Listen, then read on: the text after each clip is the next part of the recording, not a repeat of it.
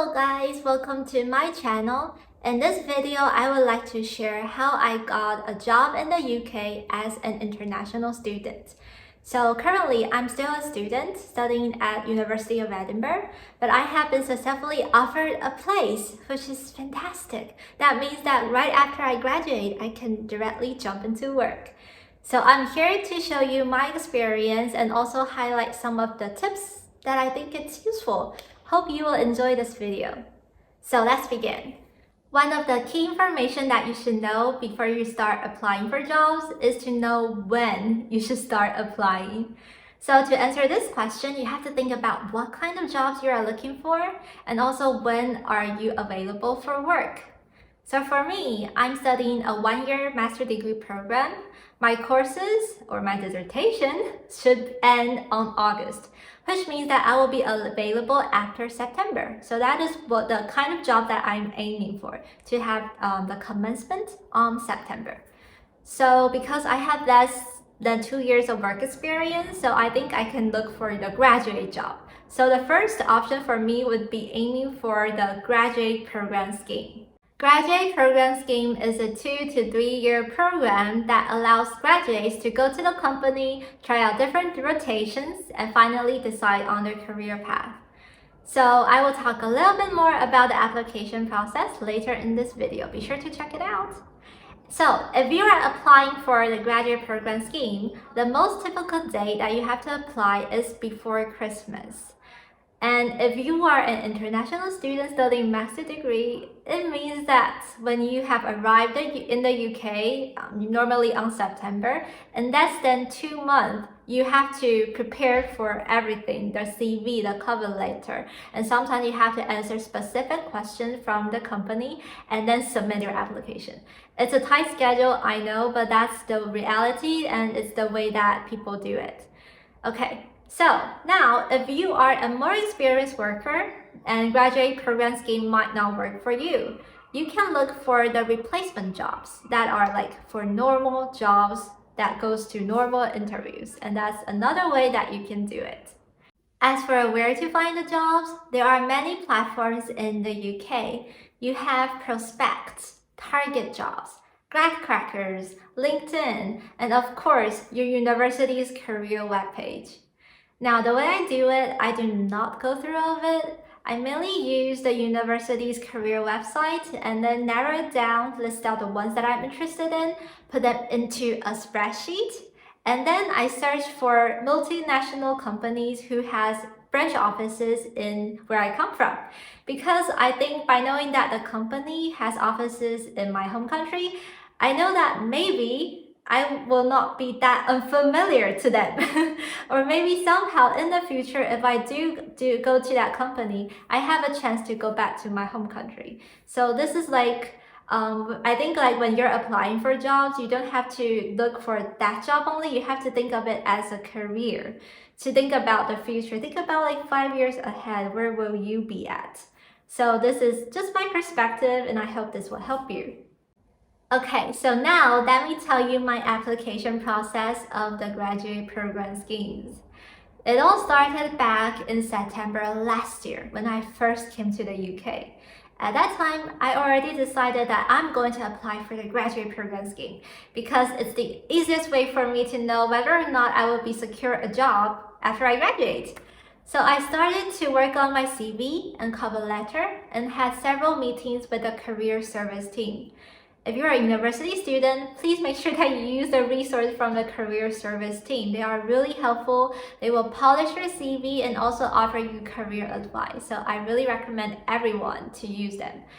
And after I have my CV and cover letter ready and they are ready to go, I started to apply for the jobs on November and December. Now, remember the spreadsheet that I have mentioned earlier? Spreadsheet is more like a summary of the job that you have found. But when you are really applying for the job, please filter the ones that you are interested in. Don't apply for the ones that you are not into.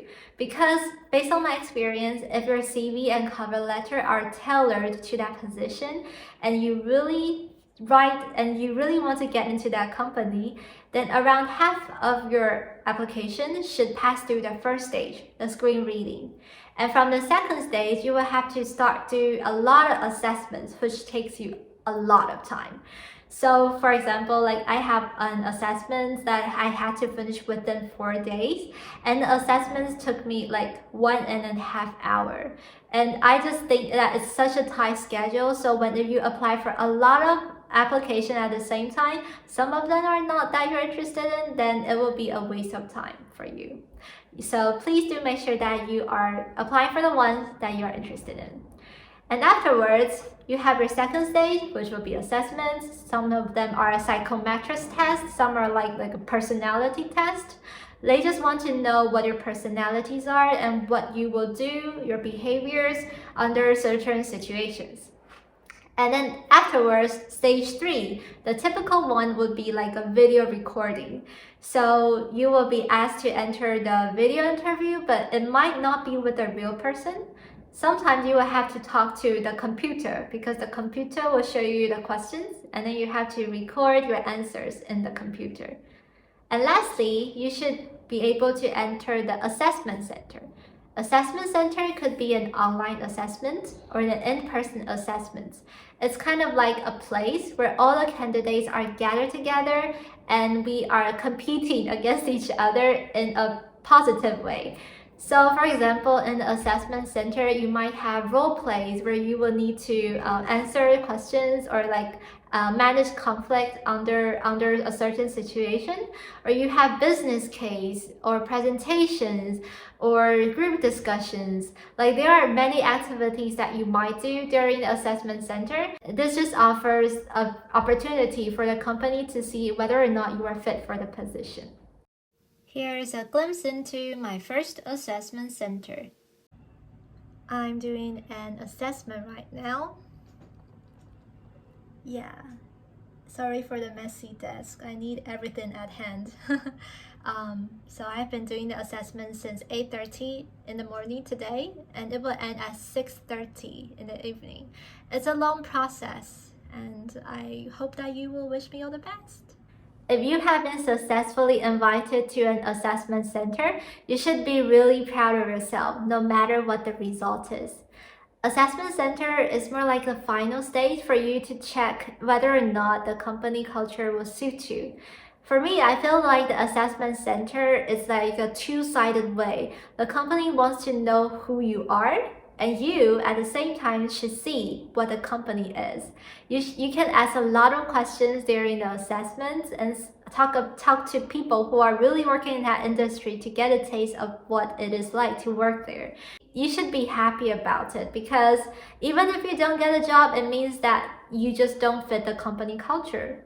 And if you get a job, it means that the job is fit for you. So when it comes to going to the assessment, my advice would be yourself and enjoy the process, no matter what the result is. In my case, I attended the assessment center on February, and I received the result a week after, which is pretty fast. So from submitting my application for this job to receiving the result took me around 3 to 4 months, and that is considered to be quite fast in the UK. So just to let you know, if you are applying for a graduate program scheme, remember that's going to be a long process, and you will have a lot of struggles because you are putting in a lot of effort and time into the assessments, and sometimes things might not go as planned. So I hope that gives you a little bit more insights about this scheme. When it comes to selecting which job you're going into, what I did was first check the job description again to make sure that this is something I'm interested in. And then secondly, I also checked the living cost of that city instead of the salary, because I have to say it's more about how much you could save instead of how much you could earn. So please check the living cost in that city. And then lastly, I also checked the visa sponsorship. So if you are someone who really needs visa sponsorship from the company, I would advise you to check this information before you start applying for the job. For the final words, I have to say, working here as an international student is really, really hard. Imagine that the locals are really fluent at English, whereas English might be a language barriers for us. So you just have to accept that if you want to apply for a job, you need to work really hard. And you have to know that hard work does not always pay off. But if you don't do the hard work, we cannot achieve anything. So just to keep that in mind and accept that it's going to be difficult, you're going to have struggles, but you still have to keep in faith. Also, you have to know that staying in the UK is not your only option. You can plan for plan B. I mean, honestly, I was already planning to apply for jobs in my home country because I know that after I graduate, I need to start working. So I set myself a deadline. If I don't find a job before May, then I will have to apply for jobs in my home country. Now that's the way I do it, but you can think about it.